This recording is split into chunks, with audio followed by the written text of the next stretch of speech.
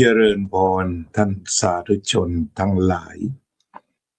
รายการธรรมทานจากวัดพุทธปัญญาเมืองพโมนารัฐแคลิฟอร์เนียประเทศสหรัฐอเมริกามาพบกับท่านผู้ฟังท่านผู้ชมอีกวาระหนึ่งวันนี้เป็นวันที่21สิงหาคมพุทธศักราช2568รายการธรรมทานจากวัดพุทธปัญญาขอบคุณทุกท่านที่ติดตามรายการอย่างต่อเนื่องเป็นประจำรายการธรรมทานจากวัดพุทธปัญญาได้นำเอาเรื่องราวต่างๆที่เป็นประโยชน์แก่ท่านสาธุชนทั้งหลายมาพูดคุยมาสนทนาแลกเปลี่ยนกันประเด็นต่างๆอาจจะเป็นเรื่องตัวธรรมโดยตรงอันเป็นองค์ความรู้ของธรรมโดยตรงหรือว่าอาจจะเป็นเรื่องธรรมะประยุกต์วัฒนธรรมประเพณีวิถีชีวิตซึ่งตั้งอยู่บนฐานแห่งพระธรรมทั้งหมดทั้งสิ้นไม่มากก็น้อยแต่วัฒนธรรมประเพณีไทยๆที่เกี่ยวกับชีวิตย่อมตั้งอยู่บนพื้นฐานแห่งพระธรรมไม่มากก็น้อยวันนี้ก็มีเรื่องที่ปรากฏตามเฟซจำนวนมากเรียกว่าเป็นเรื่องเด่นบน Facebook เรื่องเด่นข่าวเด่นบน Facebook นั่นก็คือข่าวที่ว่ามีครอบครัวหนึ่งมีลูกสาวของคุณแม่ซึ่งเป็นมะเร็งมาเข้าออกโรงพยาบาลแล้วก็เสียชีวิตลงในการที่จะต่อสู้กับมะเร็งของแต่ละคนนั้นลูกหลานจะต้องทุ่มเทดูแลเอาใจใส่อย่างมากทำกับความรักล้วนๆและขณะเดียวกันเงินทองต่างๆก็จะต้องจ่ายไปอย่างมากเพราะลูกทุกคนที่ดูแลแม่นั้นหวังว่าแม่จะหายหวังว่าแม่จะได้รับการผ่อนคลายจากยานั้นๆยาฉีดยาทานหรือวิธีการใดๆที่คุณหมอบอกมีเงินเท่าไหร่ก็พร้อมจะจ่ายเสมอแล้วมาถึงวันหนึ่งเมื่อคุณแม่จากไปทรัพย์สินต่างๆก็ร่อยหรอลงไปเธอจึงตัดสินใจว่าจะจัดงานศพแม่เพียงวันเดียวแล้วก็เผาข่าวนี้เป็นข่าวครึกโครมมีการพูดคุยกันอาตมาก็ขอคุยด้วยแล้วก็ขอพี่น้องที่จะเข้าชมวันนี้ได้คอมเมนต์อันนี้เรียกว่าผู้ที่จัดงานศพวันเดียวแล้วเราจะมาดูประโยชน์กันว่าเกิดประโยชน์อะไรเกิดโทษอะไรเราจะมองกันทั้งสองด้านนี่ก็คือเรื่องที่เกิดขึ้นและมาช่วยกันคิดในฐานะพุทธบริษัทขึ้นชื่อว่าเรื่องของการจัดงานศพของแต่ละคนเป็นประเพณีมาแต่อดีตโดยเฉพาะประเพณีไทยแต่ละภาคเหนือภาคกลางภาคตะวันออกภาคตะวันตกภาคใต้ล้วนออกแบบการจัดงานศพของแต่ละคนเอาไว้นี่เฉพาะพูดถึงของชาวพุทธ มีการออกแบบของแต่ละหมู่บ้านแต่ละตำบลแต่ละจังหวัดไม่เหมือนกันประเพณีต่างกันบ้างแต่ว่าทิศทางเดียวกัน8-90%คือจะต้องจ่ายเงินอย่างหนักในการจัดงานศพจนมีคำที่พูดคล้องจองว่าคนตายขายคนเป็นหรืออาจจะพูดแบบเฉือนเจ็บแสบนั่นก็คือเหมือนว่าทำบุญเอาหน้าคือทำเล็กไม่ได้อายเขาเสียหน้านั้นเมื่อมีใครล้มหายตายจากมีเงินที่บ้านเท่าไหร่ก็กวาดมาไม่มีเงินก็กู้ยืมแต่ทำเต็มที่รักษาหน้าของตนเองรักษาหน้าวงตระกูลรักษาหน้าของครอบครัวเราจึงมีคำว่าคนตายขายคนเป็นหรือถ้ามองไม่ลึกก็เห็นว่าประเพณีแห่งความตายนี้จ่ายเงินเยอะมากบางทีตายไปแล้วหลายปียังปลดหนี้ไม่หมดนี่คือสภาพปัญหาของการจัดงานศพที่เราเคยเจอกันมาอาตมาไปทุกภาคก็จะเจอลักษณะแบบนี้ทุกภาคไม่มีข้อยกเว้นได้ตั้งวงคุยกัน ก็ดูเหมือนว่าพระสงฆ์องค์เจ้าหลายรูปหลายท่านที่มีความกล้าหาญทางจริยธรรมแล้วก็วางแบบวางรูปในการจัดงานศพแบบประหยัดบุคคลที่สุดยอดเรียกว่าเป็นต้นแบบเหนือเกล้าเหนือเสียนคือหลวงพ่อปัญญานันทะท่านมรณภาพไปแล้วเจ้าอาวาสรูปที่หนึ่งของวัดชลประทานรังสฤษฎ์อำเภอปากเกร็ดจังหวัดนนทบุรีทุกเรื่องของท่านเน้นไปสู่ประหยัดสุดประโยชน์สุดปัจจุบันนี้อาตมาก็ไม่แน่ใจเพราะว่าการเวลาผ่านไปหลายสิบปีอาตมาไปอยู่วัดชลประทานมาก็30 กว่าปีแล้วก็ออกมาท่องโลกกว้างเสียหลายปีก็ไม่ทราบว่าการจัดงานศพแบบวัดชลประทานจะเปลี่ยนไปมากแค่ไหนตรงนี้ไม่รับรองแต่ว่าในฐานะคนแก่เล่าเรื่องเก่าหลวงพ่อปัญญานันทะเมื่อท่านมาเป็นเจ้าอาวาสที่วัดชลประทานรังสฤษฎ์อำเภอปากเกร็ดจังหวัดนนทบุรีท่านจะตัดสิ่งฟุ่มเฟือยออกหมดเช่นใครจะไปบวชนาคที่วัดชลประทาน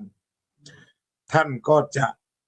ตัดพวกแตรวงพวกนี้ออกหมดท่านจะจัดงานบวชแบบง่ายๆประหยัดสุดไม่ได้เสียเงินเป็นแสนอาจจะเสียหลักพันที่จะซื้อผ้าไตรบวชหรือมีเงินเหลืออยู่ก็ทำบุญค่าน้ำค่าไฟไว้ดูแลพระที่บวชต่อไปแต่ได้ตัดพวกแห่แหนต่างๆซึ่งเป็นแสนออกไปหมดเดินตรงเข้าโบสถ์เลยเนี่ยอันนี้หลวงพ่อปัญญานันทะทีนี้ก็จะเล่าถึงเรื่องงานศพที่เรียกว่าประหยัดสุดและก็ประโยชน์สุดตรงนี้เราลองมาช่วยกันคิดแล้วเดี๋ยวสนับสนุนหรือว่าจะมีข้อเพิ่มเติมโต้แย้งได้วันนี้เราอภิปรายกันแบบเปิดกว้างก็เนื่องจากสภาพคนตายขายคนเป็นที่มีอยู่ตลอดนั่นก็คือจะต้องจ่ายสารพัดเกี่ยวกับเรื่องของงานศพหลวงพ่อปัญญานันทะเมื่อท่านมาเป็นเจ้าอาวาสท่านก็มีศาลาศพสมัยอาตมาไปอยู่ก็เพียง3 ศาลากฎของท่านเช่น จะเปิดศาลาตอน6 โมงเย็นให้เจ้าภาพมาเตรียมการแล้วก็จะมีการแสดงธรรมมีการสวดอภิธรรมการสวดได้สวดข้อเดียวจะ2 ข้อธรรมดาจะเป็นอภิธรรม7 คัมภีร์สวด7 ข้อ3 ครั้งนี่ในกรุงเทพที่ทำกันอยู่แต่ของหลวงพ่อปัญญานันทะก็คือสวดเพียง2 ข้อกุศลธรรมากับเหตุปัจจโยตรงนี้ก็เรียกว่าเป็นการประหยัดเวลาแล้วเวลาที่เหลือทำอะไรนิมนต์พระแสดงธรรมจะนิมนต์พระแสดงธรรมไม่ต่ำกว่า40 นาทีก็ได้ประโยชน์สุด2 อย่างนั่นคือทุกคนที่ได้ไปงานศพวัดชลประทานได้ฟังธรรมขณะเดียวกันก็ฝึกพระใหม่ที่ยังแสดงธรรมไม่เก่งได้ขึ้นฝึกในงานศพได้ทั้งโลกและได้ทั้งธรรมการถวายสมัยโน้นก็ไม่ให้ใส่ซองมากมายก็อยู่ในระยะ50 30 20หรือ100สูงสุดอย่างการบวชนาคอย่างนี้ท่านให้ใส่ไม่เกิน100พระที่นั่งอัฐบาตต่างๆแล้วที่เหลือเงินก้อนก็นำเข้าวัดเพื่อที่จะได้จัดค่าน้ำค่าไฟ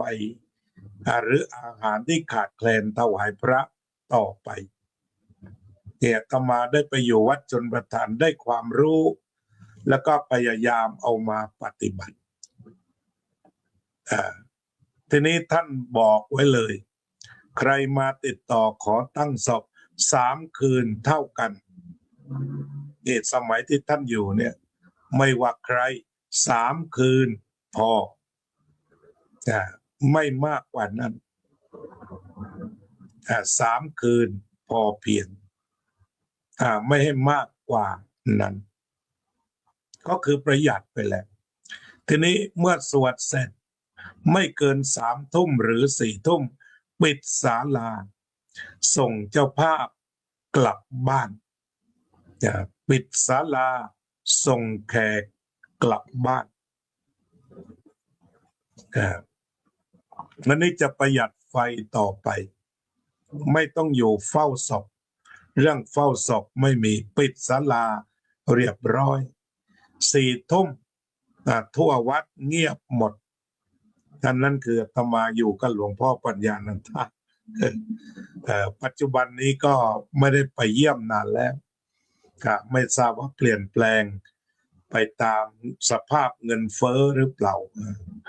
แต่เมื่อก่อนรายหนึ่งก็ไม่เกิน10,000สามารถจัดที่วัดชลประทานได้บางคนคุยถึงกับว่า600ก็จัดได้แต่เอาละพอหลวมพอดีถ้ายังถือแนวเดิมก็เรียกว่า3 คืนถ้าเงิน10,000รับได้ถึงแม้ทุกอย่างมันจะแพงหมดเพราะหลวงพ่อตัดอีกอย่างถึงไม่มีการเลี้ยงอาหารหมวดนี้ตัดไปเยอะก็มีแต่บรรดาน้ำทั้งหลายใครมาก็ดื่มน้ำกัน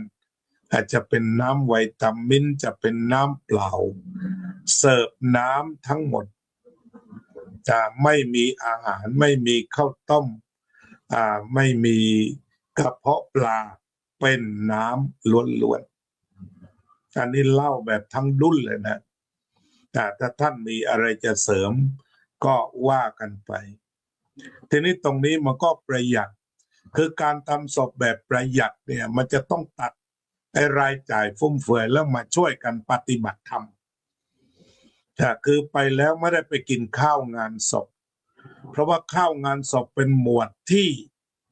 รุนแรงที่สุดจ่ายแพงที่สุดในบางเขตที่จะทำเพื่อให้ได้หน้าใหญ่ตาใหญ่ล้อมวัวล้อมควาย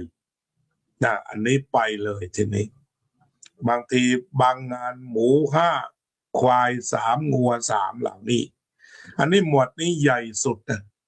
ทำไมจัดงานศพมันไปสู่คนตายขายคนเป็นก็เนื่องจากว่าคนเป็นกินกันหนักและสำคัญปัจจุบันนี้สบายมากเอาโต๊ะจีนมาลงมาลงโต๊ะจีนเต็มที่นะแล้วทีหลังมาบ่นว่าจัดงานศพในคนตายขายคนเป็นที่จริงคนตายก็ไม่ได้มีส่วนจับคนเป็นขายแต่เนื่องจากคนเป็นนึกถึงหน้าตาเนี่ยเป็นใหญ่ละทำให้ถึงหน้าตาเนี่ยมันจะประหยัดแหละสามารถที่จะเลี้ยงน้ำได้อันนี้วัดชนประทานเพียวๆเลยนะแล้วก็แสดงธรรมฉะนั้นพระใส่ซองแสดงธรรมหรือสวดก็ไม่เกิน100นะสมัยนั้นเดี๋ยวนี้อาจจะเงินเฟ้อหน่อยก็สัก200คือพระอย่าไปคิดว่ารับจ้างสวดโยมถวายพอสบายใจเท่าไหร่ก็เท่านั้นเพราะนั้นเราตัดหมวดอาหารออกได้ในวัดชนประทานที่หลวงพ่อทำมันก็เหลือและสุดท้ายก็วันเผาก็ได้ทราบว่าเสียค่าทานไม่เท่าไหร่400-500ไม่เกิน1,000ละแต่ค่าทานเผาสมัยนั้นแต่ปัจจุบันนี้ก็จะแต่เงินเฟ้อไปราคาตามจริงหลายแห่งเช่นแถวหลังสวนบ้านอาตมาก็เรียกว่าค่าเผาก็ไม่เกิน 2,000 ก็ตีคำนวณมาแล้ว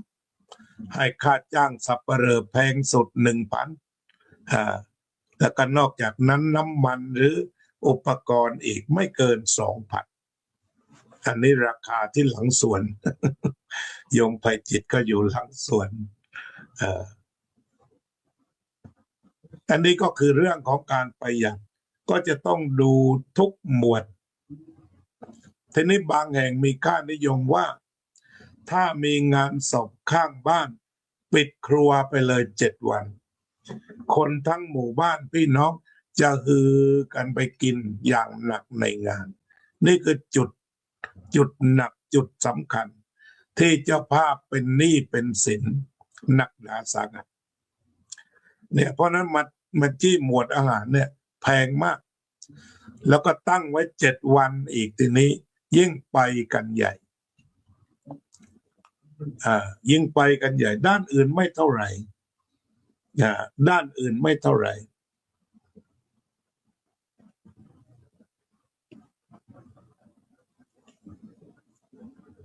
ท่านผู้ใดมีข้อมูลที่ผู้หญิงคนนี้จัดงานศพแบบนี้เขียนมาให้เดี๋ยวจะอ่านของทุกคนนะก็หลายท่านที่เว็บก็มาแล้วเช่นท่านพระครูโชติธรรมบัณฑิตช่วยเสริมในฐานะอยู่วัดชนประทานยุคเก่ายุคทำศพประหยัดไม่ให้มีดอกไม้หลวงพ่อตัดดอกไม้ออกไปแล้วก็ในช่วงหลังพวงหรีดก็ปรับมาเป็นฟุตบอลปรับมาเป็นเก้าอี้เพื่อนำไปให้เด็กนักเรียนยากจนที่ไม่มีงบประมาณฟุตบอลก็ได้ฟุตบอลงานศพนี้ไปอันนี้ความทรงจำปัจจุบันนี้ก็ไม่ทราบเหมือนกันแล้วก็เคยไปสัมมนากับท่านพระครูโชติธรรมบัณฑิตที่ลำพูนก็หมวดนี้ก็เยอะนะหมวดของการ หมวดกินนี่เยอะมาก เรียกว่ากินกันเต็มเหนียวเหมือนกันแต่ทางจังหวัดลำพูนวันนั้นไปสัมมนาแล้วก็สิ่งที่ว่าจ่ายหนักสมาชิกก็บอกกับพระเทศนี่แหละราคา5,000 ถึง 10,000 เนี่ยกลายเป็นไปแพงพระเทศด้วยนะเพราะก็นิยมเทศอันนี้ไปสัมมนากันตอนนั้นระดับอบต.รู้สึกอบจ.ด้วยอะไรเนี่ยก็เรียกว่าแก้ไม่ได้นี่หมวดพระเนี่ยฉะนั้นอาตมาก็เลยสมัยไปจำพรรษาวัดประสาทนิกรก็บอกทุกท่านเลยมาเถอะกันเทศไม่ต้องตกใจ ถ้าจำเป็นจะต้องถวาย20 บาทพอถ้าไม่ถวายเลยดี แต่เพื่อที่จะให้แขกเห็นว่า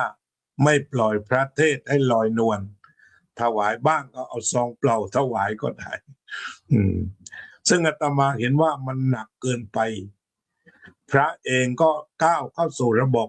ทุนนิยมเต็มตัวการเทศค่าเทศแพงค่าทำพิธีกรรมแพงแต่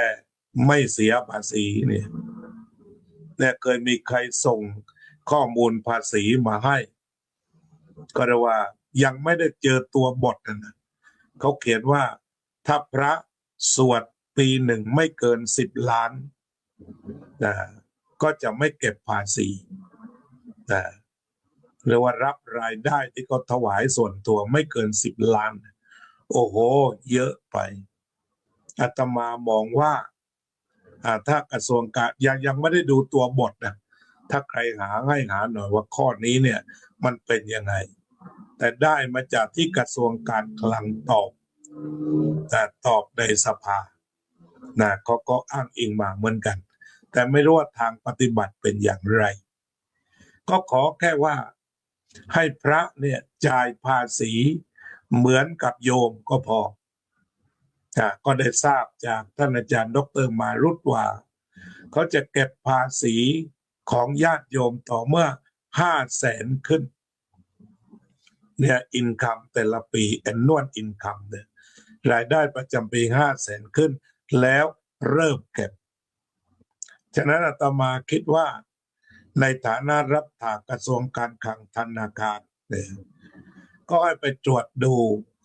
ตามกฎหมายที่พึงให้ในฐานะของพระที่เป็นพิเศษก็เรียกว่าถ้าเลย500,000เมื่อไหร่ยอดฝาก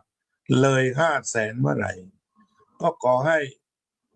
จ่ายภาษีโดยอัตโนมัติไปยังกรมสรรพากรโดยตรงไม่ต้องรอ10 ล้านไม่ต้องรอ10 ล้านเลยและก็ออกกฎไปว่าเป็นโครงการพระช่วยพระ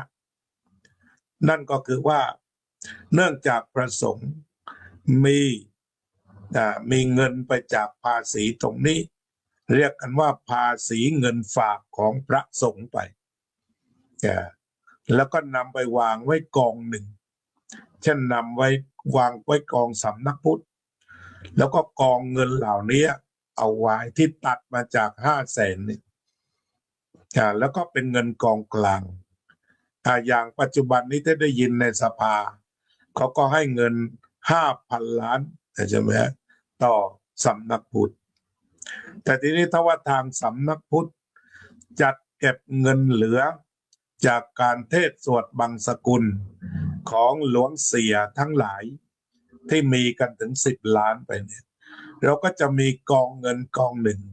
ซึ่งอาจจะปฏิเสธที่จะรับจากสภาเพราะก่อนสภาจะถวายเขาก็ด่าแบบสาดเสียเทเสียทีนี้เงินนี้ก็กระทรวงการคลังก็จัดระบบวางไว้ในสำนักพุทธแล้วก็ใส่จุดประสงค์ที่สำคัญก็คือเพื่อถวายภัตตาหารพระภิกษุสามเณรที่เรียนบาลีแล้วก็ที่เรียนปริยธรรมทั่วประเทศเอามาจ่ายในจุดนี้ก่อนเพราะว่าในโลกแห่งความเป็นจริงพระภิกษุสามเณรขาดแคลนอาหารเช้าอาหารเพลเราจึงมีพฤติกรรมพระเนนไปยืนประสานงานกับแม่ค้าเป็นหุ้นส่วนกับแม่ค้าในตลาดเพื่อที่จะได้ปัจจัยมาเอาข้าวใส่บาตรแล้วก็สุดท้ายพอคนใส่บาตรกลับไปก็แม่ค้าคิดแล้วก็มาจ่ายทีหลังพระก็ไปหาเงินนั่นเองที่ไปบิณฑบาตสายคือหาเงินนั่นเองเรียกว่าพระปลอมก็มีเยอะพระที่ละโมบก็มีเยอะแต่ขณะเดียวกันพระที่ตั้งใจศึกษาปฏิบัติ แต่ไม่มีเงินที่จะซื้อปลากระป๋องไม่มีเงินซื้อข้าวสารก็หวังว่าเงินที่โยมใส่บาตรนี้จะเป็นเงินซื้อปลากระป๋องซื้อข้าวสารนะเพราะฉะนั้นเขาก็อ้างยืนอยู่ตรงนั้นฉะนั้นภาพที่พระไปยืนอยู่ตรงที่แม่ค้าตักบาตรมีอยู่ทั่วประเทศที่ว่าวันก่อนไปจับที่พิษณุโลกเนี่ยมีอยู่ทั่วประเทศเลยเนี่ยทางกรุงเทพบ้านเราก็สมัยก่อนอาตมาไปบินก็ไม่ได้เพราะมันมีเจ้าถิ่นดักไว้หมดแล้ว อันนี้ก็คือถ้าเก็บเงินสวดเก็บเงินบินบังสังสวดของบรรดาผู้ที่มีชื่อเสียงที่ว่าเคยเป็นถึง10 ล้านมันก็ต้องตัดเก็บภาษีแค่500,000เหมือนญาติโยมทุกอย่างเพื่อที่จะเอาเงินเหล่านี้มาแล้วก็ทีนี้พระที่มีเงินเป็น10 ล้านเนี่ยก็คือมีเยอะเกินไปตามที่ถ้ากฎหมายมากำหนดอย่างนั้นขอบมันเยอะเพราะต้องหุบมา500,000จากนั้นก็เริ่มเก็บก็ทำเป็นอัตโนมัติไว้เมื่อไหร่เงินฝากเกิน500,000ก็จะตัดเท่าไหร่600,000ตัดเท่าไหร่1 ล้านตัดเท่าไหร่2 ล้านจะตัดภาษีเท่าไหร่ก็ตัดตรงเข้าไปในสรรพากรเพราะว่าตอนนี้สรรพากรทำ e-donation แล้วก็รู้สึกว่าเมื่อวานนี้กทมแสดงความพร้อมหลายวัดพร้อม e-donation ที่จะให้ประชาชนที่จะเสียภาษีนำเงิน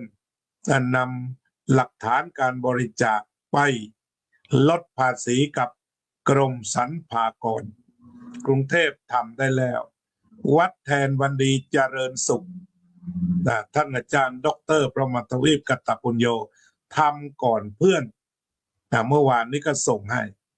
ทีนี้เราจะเห็นว่าวัดที่ทำไปแล้วความพร้อมสูงมีปัจจัยที่สามารถที่จะซื้ออุปกรณ์ต่างๆจะเป็นโทรศัพท์หรือจะเป็น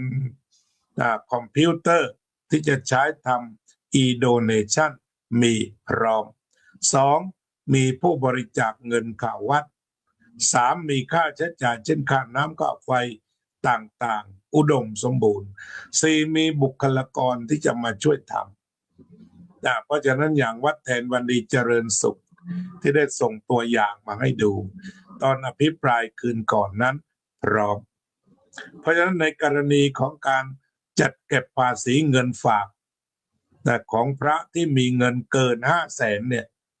ก็สามารถตัดยอดไปได้เลยเขารู้ละไม่ต้องไปสอนเขาจะทำยังไงที่จะล้วงเงินไปเนี่ยเรียกว่าขึ้นปุ๊บล้านก็ตัดไปเลยเสียภาษีเท่าไหร่ก็เสียเท่าโยมไปเลยไม่ต้องลดเอาละถ้าเป็นองค์กรเป็นมูลนิธิก็ว่ากันไปอีกทีก็รู้สึกว่าถ้าเกิน10 ล้านก็ยังไม่เก็บเหมือนกันใช่ไหมจริงๆมูลนิธิก็ควรจะเก็บภาษีเหมือนกันก็คือได้เวลาเพราะว่าอย่างอาจารย์อลงกฎเล่นตั้ง6มูลนิธิอย่างเงี้ยแล้วก็ฟรีหมดอย่างเงี้ยมันก็อาการหนักเหมือนกัน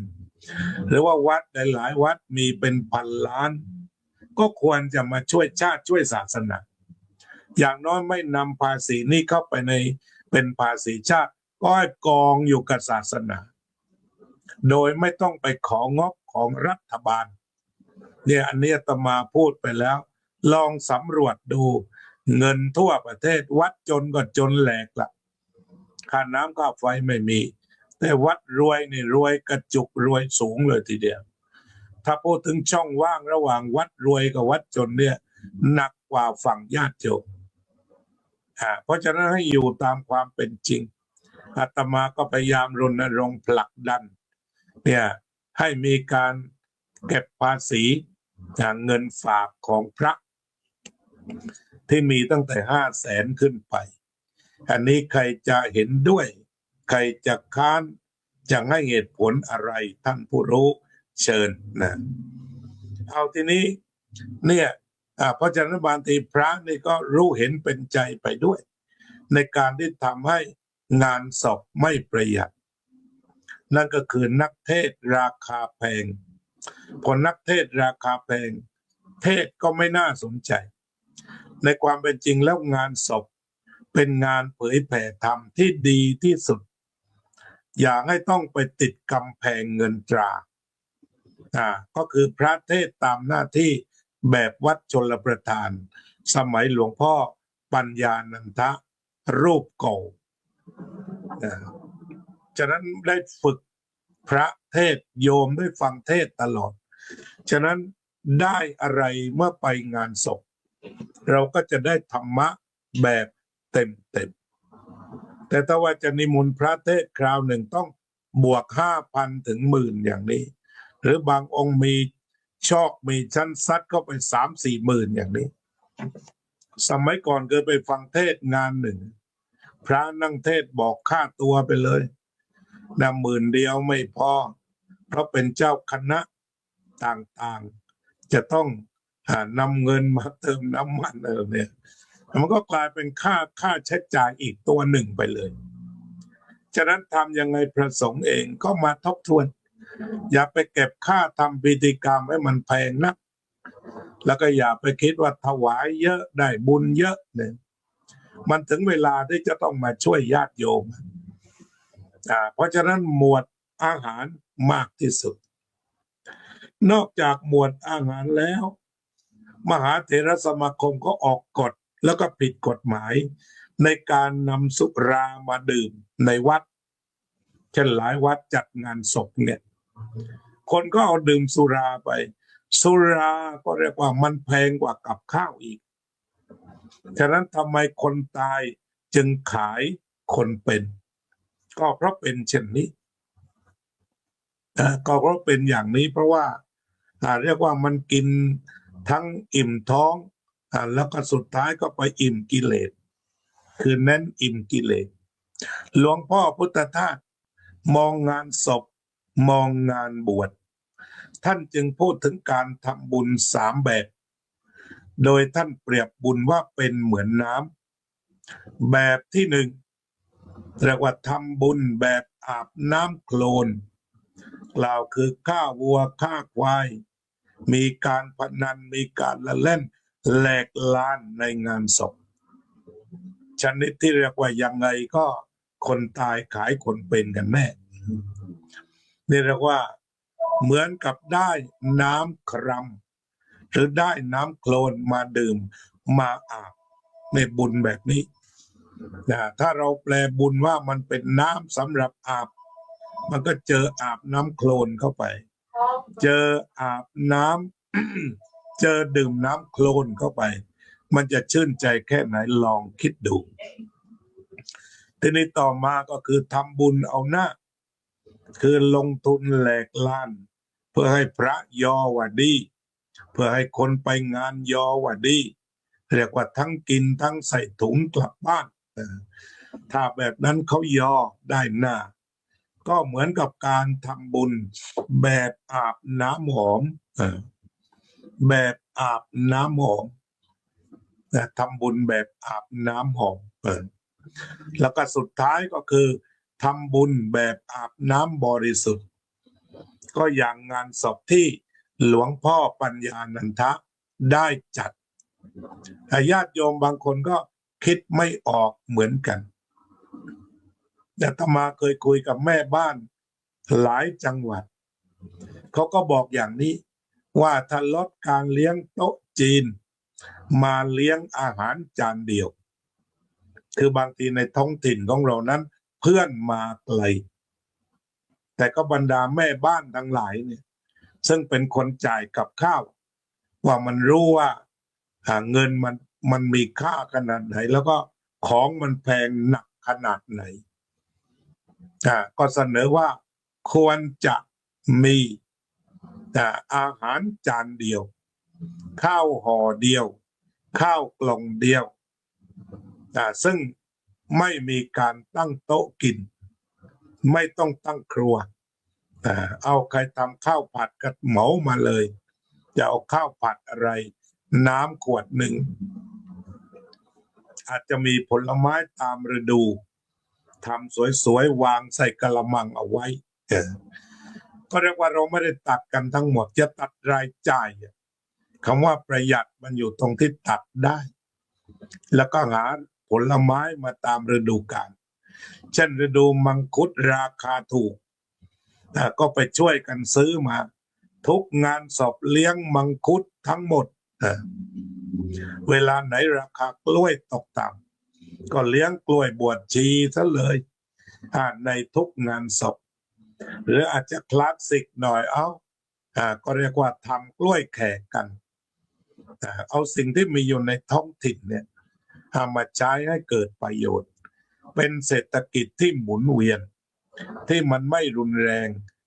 นักอันนี้ก็เปิดประเด็นเทศเสร็จแล้วเหลือข้างหลังใครจะเขียนต่อได้มานำเสนอเพราะฉะนั้นกรณีคนตายขายคนเป็นคือมันมีอยู่แล้วแต่ว่าทำอย่างไรจึงจะมีความกล้าหาญที่จะผ่าเรื่องหน้าเรื่องตาออกมาแล้วทำศพแบบได้บุญฉะนั้นสรุปอีกที่รูปแบบงานศพอาจจะคิดไม่ออกที่วัดชลประทานหลวงพ่อปัญญานันทะท่านคิดให้ไว้เรียกว่าไม่ปล่อยให้อยู่กับศพทั้งวันเปิดสัก6 โมงเปิดศาลาแล้วพอ1 ทุ่มก็สวดอภิธรรม2 ข้อกุศลากับเหตุปัตย์เวลาที่เหลือประมาณ40 นาทีพระสงฆ์มาแสดงธรรมจบแล้วถวายปัจจัยไม่มากนักพอเป็นเหตุปัจจัยไม่เดือดร้อนเอาเลยประหยัดด้วยประหยัดทุกรายการแล้วก็ต่อจากนั้นเลี้ยงน้ำจะเป็นน้ำวิตามินจะเป็นน้ำชาหรือกาแฟแล้วแต่เราก็เน้นแบบง่ายๆกินง่ายๆแจกแขกเรือ3 ทุ่มหรือไม่เกิน4 ทุ่มปิดศาลากลับไฟฟ้าก็ประหยัดอะไรก็ประหยัดทั้งหมดที่ในชนบทเขาก็บอกว่าเมื่อรายจ่ายแพงเขาก็ตีเข่ามาที่พระด้วยพระก็เทศแพงสวดแพงเพราะฉะนั้นเขาจำเป็นต้องหาเงินจากงานศพนั่นคือเปิดบ่อนนี่คือข้ออ้างอย่างวิเศษเลยในการที่จะเปิดบ่อนเคยเจอตามในวัดต่างๆคุยก็ไม่ฟังยังสวนว่าท่านจะจ่ายแทนไหมถ้าไม่มีบ่อนสวนมาอย่างนั้นแต่ถ้าเราปรับโครงสร้างได้ทั้งหมดสวนก็สวนเถอะเนี่ยเราต้องคุยกันก่อนเวลาที่จะไปมีศพข้างที่วัดถ้าพระมีเจตนาคุยซะก่อนตั้งศพไม่เกิน3 คืนนั่งเพื่อนศพไม่เกิน4 ทุ่มกลับไปบ้านทำการทำงานพรุ่งนี้5-6 โมงเย็นก็มาคือถ้ามันเตรียมการน้อยๆมันก็ประหยัดมาเป็นแถวส่วนราคาเผาอะไรก็ทำกันตามความเป็นจริงถ้ามีพิธีกรมาอาจจะต้องจ้างเขาก็คุยกันจะต้องจ่ายให้ก็คุยกันไปว่างานเอาเท่าไหร่มากน้อยไม่ว่ากันเจ้าภาพจ่ายก็จ่ายอันนี้ก็คือสมัยหลวงพ่อปัญญานันทะไม่มีดอกไม้เรียกว่าแปลงพวงหรีดเป็นฟุตบอลแปลงพวงหรีดเป็นไม้แบดมินตันอย่างนี้แล้วก็สุดท้ายก็ได้พาไปเป็นประโยชน์ทุกจุดประหยัดแล้วเกิดประโยชน์ญาติโยมว่าอย่างไรเขียนมาในมุมที่อาตมามองไม่ถึงจะได้คุยกันเรียกว่าเราจะอภิปรายกันเลยทีเดียวเปิดเวทีทุกประเด็นที่พูดเชิญคุยเข้ามาบวกได้ลบได้อาจจะฉุนเฉียวระบายอารมณ์ใส่ได้ทั้งโยมทั้งพระอภัยล่วงหน้าทีนี้ถ้าทำให้มันเป็นระบบปรับทั้งระบบประหยัด ทั้งระบบเหล้าไม่มีมันประหยัดหนักเลยแล้วก็การพนันก็ไม่ให้เข้าวัดไปเลยเพราะว่ามันผิดกฎหมายแต่ว่ามันเป็นอบายมุขวัดก็ไม่ควรที่จะปล่อยให้เหล้าให้ไพ่ไปลอยนวลอยู่หรอกโดยจิตสำนึกดีๆอาตมาก็ไม่อยากจะอ้างกฎหมายเพราะว่าชาวพุทธควรจะมีจิตสำนึกแบบเข้มข้นแบบเหมือนเราชวนชาวมุสลิมไม่กินหมูเขาไม่เอาหมูเพราะเขาว่าเขาเป็นมุสลิมเมื่อไหร่เราจะบอกว่าผมเป็นชาวพุทธครับไม่ดื่มสุราจะได้ยินเมื่อไหร่เนี่ยได้เห็นพวกเอาเหล้าไปกินในวัดยังพูดอีกท่านไม่ได้กินผมกินเองผมเมาเองว่าครับหรือที่โน่นเขาก็กินดังนั้นนะวัดเราก็กินด้วยอย่างนี้เป็นต้นก็ข้างคู่ทีนี้ก็อยากให้มันไปสู่ค่านิยมว่าชวนกินเหล้าปั๊บยืดออก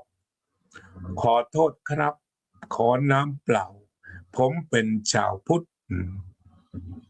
เนี่ยเราเรียกชาวอิสลามกินข้าวหมูแดงเนี่ยเขาก็จะตอบผมเป็นอิสลามครับแล้วก็จะตอบทันทีหรือเอาหมูย่างมาเลี้ยงอันเนี้ยขอเป็นผักได้ไหมครับผมเป็นอิสลามทีนี้ของเรากล้าพูดกันไหมชาวพุทธผมเป็นชาวพุทธขอเป็นน้ำแข็งกันน้ำได้ไหมขอเป็นน้ำสับปะรดได้ไหมผมเป็นชาวพุทธนะแล้วทีนี้ก็มาในงานที่น้องคนนี้ทำแล้วก็บอกว่าสาวถูกญาติติงหนักหลังจัดศพแม่วันเดียวจบลั่นคนติไม่ช่วยออกเงินอันนี้ถูกของน้องปั้งเลยนะถูกของเจ้าภาพควรจะมีสิทธิในการที่จะจัดอย่างไรก็ได้นี่เราว่าเป็นเสรีภาพของการนับถือศาสนาและประกอบพิธีกรรมอาตมาไม่ได้อ่านเนื้อข่าวน้องชื่ออะไรถ้าท่านพระครูโชติยังอยู่ช่วยจัดข้อมูลให้หน่อยใครจัดข้อมูลให้หน่อยที่อ่านกันไปแล้วเนี่ยนะจัดข้อมูลว่าเธอชื่ออะไรอยู่จังหวัดไหนอยู่อำเภอไหนได้ยกย่องมาเป็นวีรสตรีที่มีความกล้าหาญทางจริยธรรมรีวิวจัดงานศพวันเดียวเผาไม่แคร์สายตาชาวบ้าน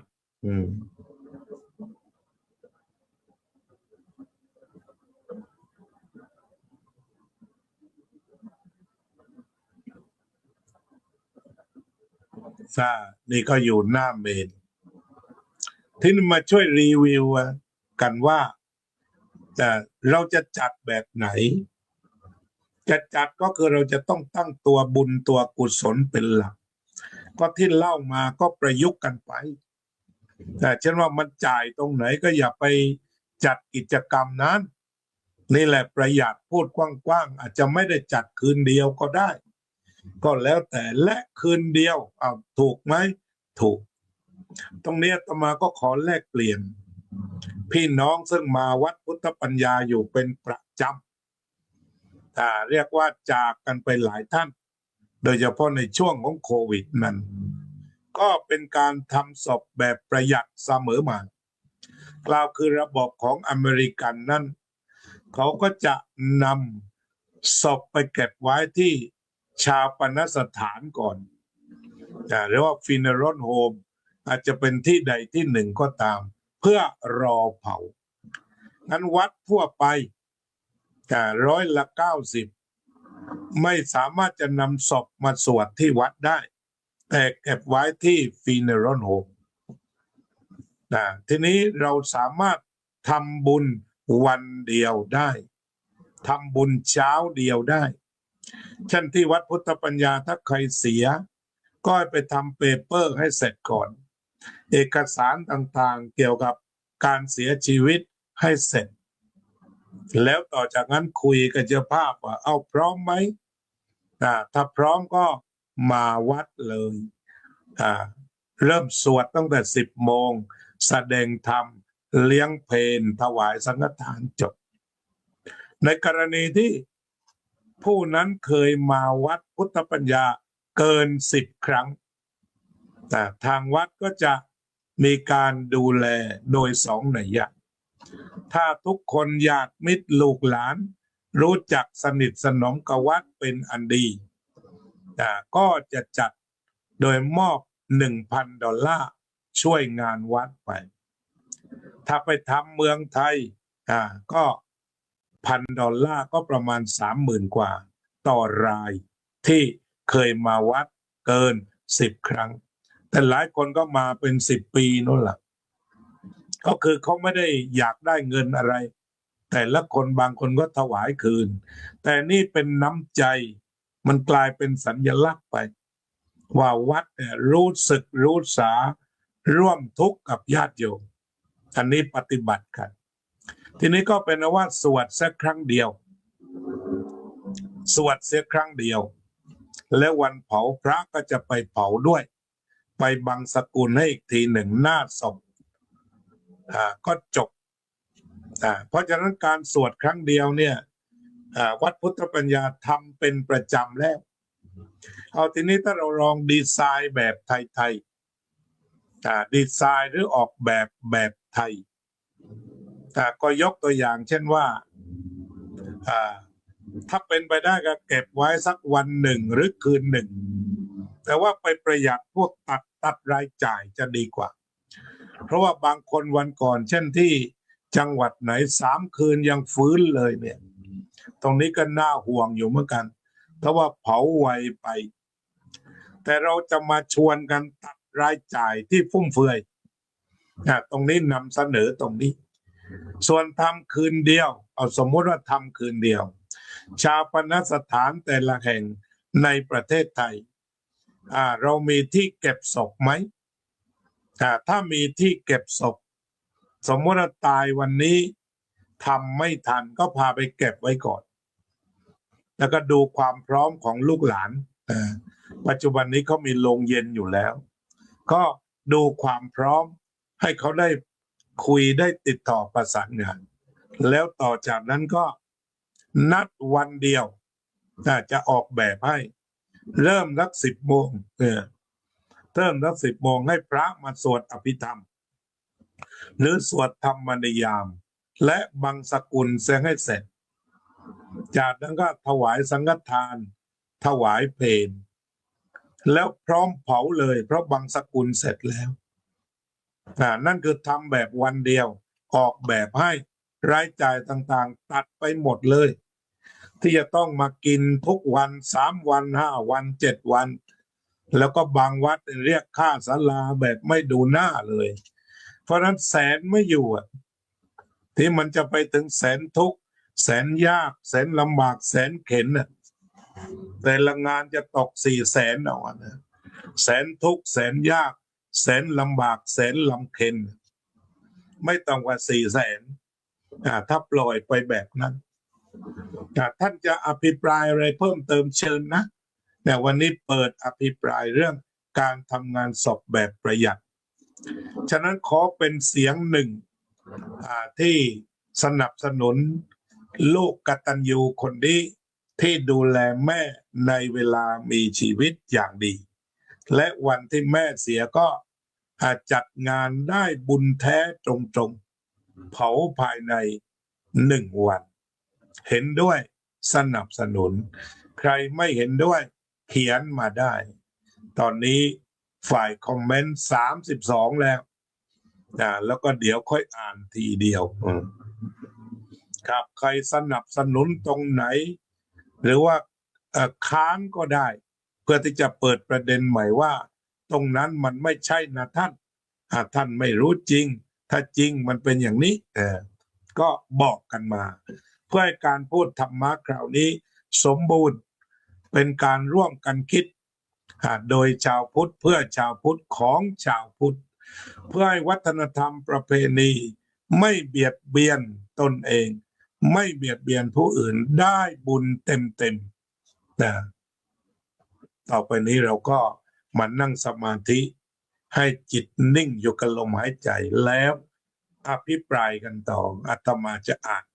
คอมเมนต์ใครยังไม่ได้เขียนซะตอนนี้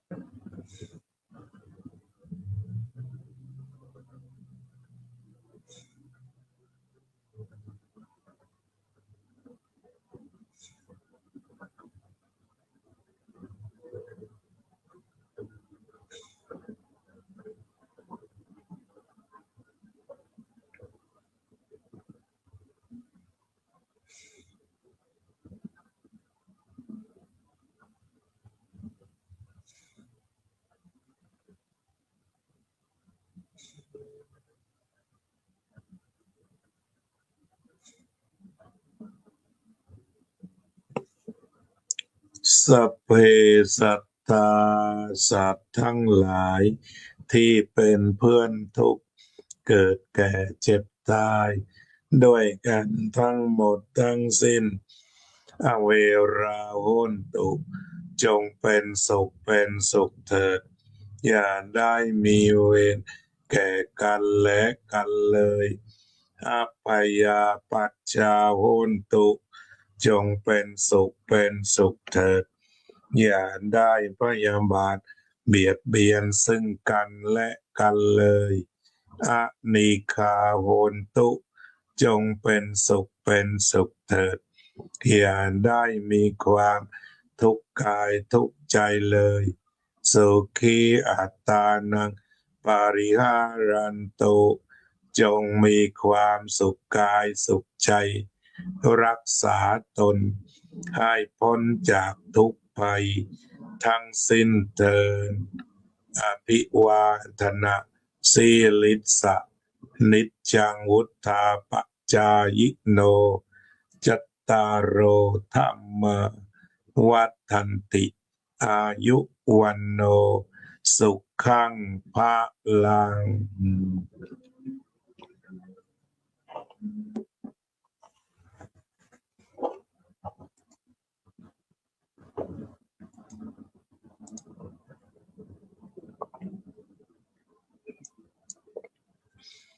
มีดีมากวันนี้40 คอมเมนต์ลองดูโยมประพันธ์วงศ์พาณิชย์เจริญพรคุณไพจิตบุญร่วมเจริญพรโยมแค้นธนาเจริญพรโยมทิติมามาเดลเจริญพรโยมสุนิตวงสุเทพเจริญพรโยมเพ็ญศรีภักดีไทยโยมอุบลอินทวงศ์ท่านอาจารย์สาธิตธีระปัญโยครับโยมสุพนิกาฉายาลักษณ์โยมกัลยาว่องทิพย์คงคาโยมอุตสาอินทวงศ์โยมศิวิไลศรีวงชัยโยมรัตตินันชวรโรจน์โยมน้อยพรหมประเสริฐโยมสมควรกตาธิการโยมไพจิตอาจารย์กล่าวถูกต้องครับนั่นก็ติเทศมาทั้งหมดถูกต้องคุณไพจิตบอกว่าฟุ้งเฟ้อครันครับ ใช่ครันก็แปลว่าเยอะนะภาษาบ้านเราฟุ้งเฟ้อฟุ่มเฟือยแล้วตังค์หมดตรงจุดนั้นเหล้าหนึ่งเล่นหนึ่งอาหารหนึ่งที่ฟุ้งเฟ้อเกินไปอ้าวโยมบัวผันหอนสวนดอกไม้มาแล้วโยมไพจิตรผมไม่ได้ยมกินอาหารเหล่านี้ครับก็เรียกว่าเริ่มที่โยมไม่นิยมส่งเสริมการกินอาหารโต๊ะจีนในการสอบแต่ก็ถ้ามีน้ำชากาแฟปลาท่องโกอะไรแบบบางบ้านที่เขาทำกันได้ก็ทานสักเล็กน้อยวันนี้มีโพสต์ในเดลินิวว่าผู้หญิงวัยทำงานคนหนึ่งบินไปจากกรุงเทพเพื่อจัดงานศพแม่เพียงคืนเดียวก็เผาเลยโนสนโนแคร์เสียงวิพากษ์จากชาวบ้านผลลัพธ์คือประหยัดสุดสาธุท่านพระครูโชติธรรมบัณฑิตครับทยอยเพิ่มเติมมาได้นะครับสุดยอดมากเลยนะครับเพราะนั้นพวกเราอย่างน้อย2 รูปสนับสนุนคุณโยมท่านนี้นะครับในการออกแบบทีนี้การออกแบบก็แล้วแต่ละคุยกันเองชุมชนเนี่ยแต่เราเอาตัวประหยัดนี่เป็นตัวตั้งนะเอาตัวประหยัดเนี่ยมันเป็นตัวตั้งนะเราจะต้องก้าวข้ามไอ้กลัวเสียหน้ากันให้ได้ถ้าข้ามนี้หลุดไปละโอ้โล่งเลยโยมนพรัตน์บุญกอบโยมทัตพิชาแสงสวัสดิ์นมัสการพระอาจารย์ที่เคารพโยมเดฟ Good morning how are you thank you very much today I did discuss about the ritualism of cremation of funeral ritualism in the way for safety to save money to save energy to save natural resource โอเคโยมแอปภาคพิเศษโยมไพจิตไปงานศพเพื่อไปปลงสังเวชต่อไปคือตัวเองครับเวลาจุดธูปก็ศพคุยกับเราอย่างนี้เมื่อก่อนเรามีเรือนร่างเหมือนอย่างท่านอีกไม่นานท่านเหมือนเราต้องเน่าแน่พวงสังขารเกิดดับสลับแปรตายแน่แท้ทิ้งร่างทับกับผืนดินจุดธูปดอกเดียวบอกเราว่าทุกชีวิตปิดฉากจากไปหมดไม่เคยลดคนใดให้หลงเหลือหาทรัพย์สินมากมายไว้เหลือเฟือจะอยู่เหนือความตายไม่ได้เลยนี่ก็เป็นบทพลงในอีกอย่างหนึ่งเป็นข้อคิดไปวางดอกไม้จันทร์ดอกไม้จันทร์ก็คือสัญลักษณ์ที่บอกเราว่าดอกไม้จันทร์อยู่ก็หอมเผาไฟก็หอมถ้าเกิดมาสร้างความดีมีศีลมีธรรมอยู่ก็เป็นที่ชื่นใจจากไปก็คิดถึงนี่ก็คือบทลงถูกต้องครับอาจารย์นี่แหละมาช่วยฟังรายการเป็นผู้ช่วยจัดมาช่วยกันจัดต่อไปโยมอุบลขอบพระคุณค่ะพระอาจารย์มีความรู้เพิ่มค่ะวัดชนประทานมีการจัดงานศพแบบเรียบง่ายเพราะที่เจอมายังไม่เคยเห็นเขาจัดงานที่ไม่มีดอกไม้เดี๋ยวนี้อาตมาก็ไม่ทราบว่ามีแล้วหรือยังแต่สมัยปี2523 24 25 26ที่อยู่กับหลวงพ่อปัญญานันทะท่านมีชีวิตอยู่ท่านสตริกมากเพื่อให้ญาติโยมได้ประหยัดตรงนี้ช่วยกันฟัง แล้วอาจจะส่งเป็นความคิดของชุมชนใดจะเดินต่อก็ได้อาหารจานเดียวดีมากค่ะไม่ยุ่งยากไม่วุ่นวายก็ประหยัดเลยละเจริญพรบางทีเราเดินทางมาไกลก็เห็นใจแขกแต่ว่าทำแบบกล่องหรือทำแบบอาหารจานเดียวทำก๋วยเตี๋ยวสักหม้อหนึ่งทำข้าวต้มสักหม้อหนึ่งเป็นข้าวต้มเครื่องอย่างนี้มันก็เป็นเรื่องประหยัดแล้วก็อยู่ในโลกความจริงคืออาตมาก็ไม่ได้ปฏิเสธเสียทุกอย่างว่าให้เป็นหลวงพ่อปัญญานันทจ๋าไปเลยไม่ขนาดนั้นก็นั่งคุยกันว่าอะไรที่มันไม่ต้องเข้าตำราคนตายขายคนเป็นก็เอาตรงนั้น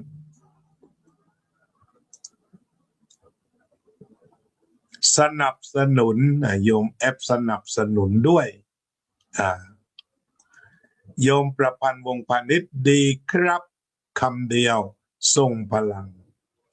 โยมกัลยาทำแบบระบบเมืองนอกก็จะดีค่าหลังงานมีแจกน้ำคนละน้ำและขนมใส่ถุงเพราะแต่ละคนขับรถไปจากถิ่นทางไกล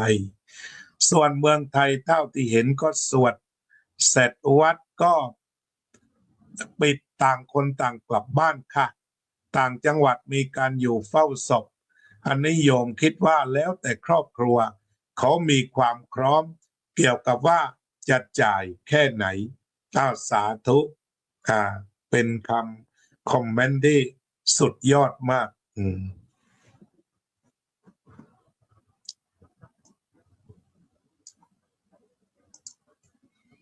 ครับโยมโซเฟียสุภาพรเจริญพรแต่ส่วนมากบ้านนอกเราถ้าเฝ้าศพก็คือเล่นไพ่ ไม่ได้นั่งสมาธิหรือเดินจงกรมหรือว่าสวดมาลัยแบบโบราณเฝ้าศพอีเดียม90%คือพากันตั้งวงปกเด้งหรือไฮโลเป็นส่วนใหญ่ซึ่งตรงนี้ไม่ว่ารวยไม่ว่าจนก็ไม่ควรตั้งในวัดต้องเห็นตรงกันก่อนตรงนี้จะโยมร่วมภาวนาโยมโจ้โยมไพจิตเห็นด้วยกับอาจารย์เป็นอย่างมากครับครับเจริญพร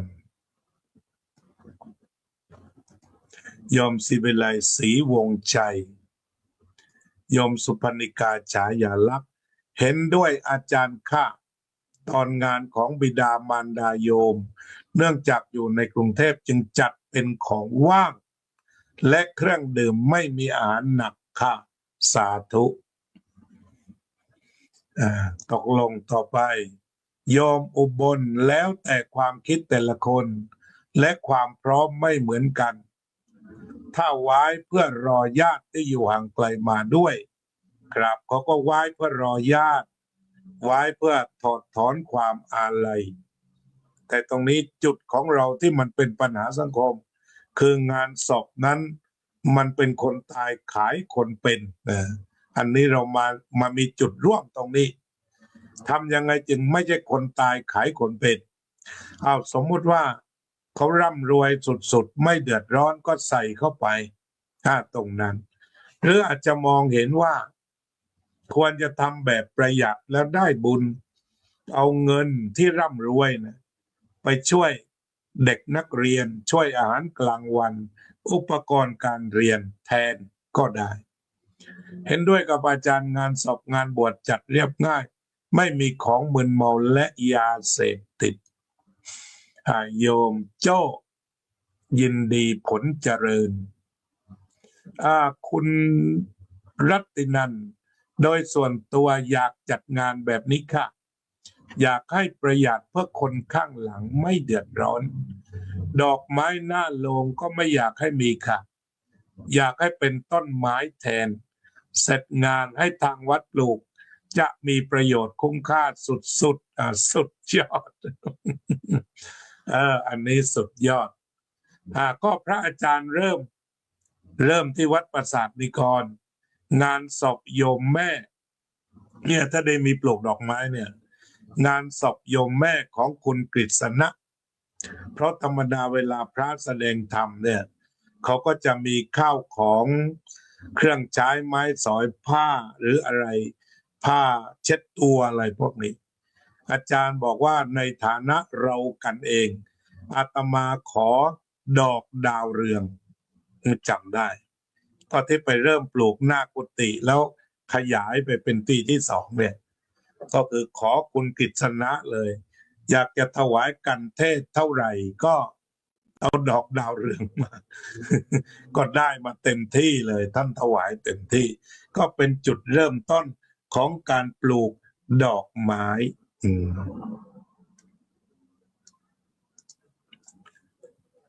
ตอนเสร็จงานศพปู่ทวดเงินทั้งหมดเอาให้ทุนเด็กโรงเรียนวัดปราสาทดิกรสาธุทีนี้ในอนาคตเราก็อาจจะมีพวงหรีดฟุตบอลบ้างพวงหรีดตะกร้อบ้างที่เด็กเขาใช้งานเป็นพวงหรีดสมุดหรือปากกาที่เด็กๆใช้แล้วเราก็ตระเวนไปยังโรงเรียนที่ขาดแคลนอุปกรณ์เหล่านี้หรือเราอาจจะตระเวนก่อนแล้วก็พามาเขียนรายชื่อไว้แล้วรณรงค์ให้บรรดาเจ้าภาพเห็นความสำคัญของเรื่องนี้ขอบคุณทุกท่านที่มาแชร์กันอย่างอุ่นหนาฝาข้างช่วยกันคิดช่วยกันขับเคลื่อนศาสนาเป็นของทุกคนถ้าปรารถนาให้ศาสนามีความเจริญเป็นที่พึ่งเป็นประโยชน์ไม่เบียดเบียนต่อสังคมช่วยกันคิดช่วยกันออกแบบและช่วยกันปฏิบัติแล้วพระศาสนาจะนำความสุขสงบเย็นมาให้แก่ทุกท่านขอความสุขสงบเย็นเป็นประโยชน์จงบังเกิดแก่ทุกท่านทุกคนเทอญ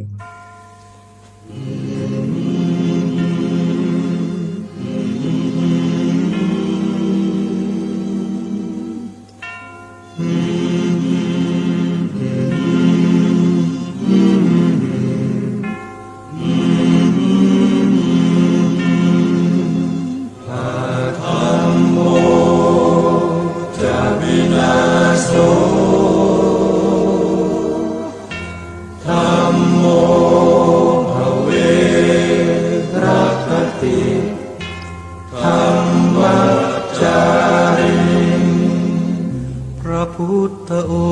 งค์ท่านทรงตรัสรู้เป็นสัพพัญญูตรัสสอนความจริงว่าธรรมะย่อมชนะทุกสิ่ง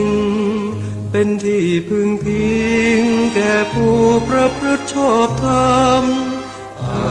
ธัมโมจะวินาโส